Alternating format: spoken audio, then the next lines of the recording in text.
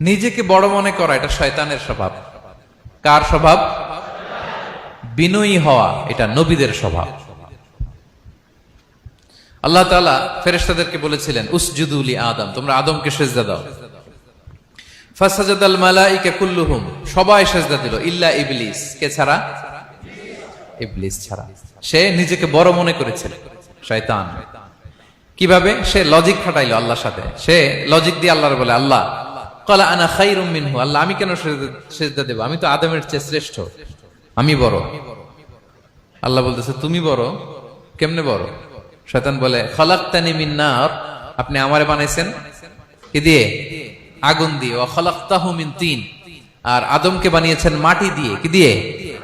মাটি দিয়ে। আগুনের ধর্ম দাউ দাউ করে উপরের দিকে কি করে? ওঠে। আর মাটি ঢিলা রেখে দিলে নিচে পড়ে যায়। তো সে যুক্তি দিয়ে বলতেছে আল্লাহ ঊর্ধ্বগামী কোন জিনিস তো নিম্নগামী কোন জিনিসের কাছে মাথা নোয়াতে পারে?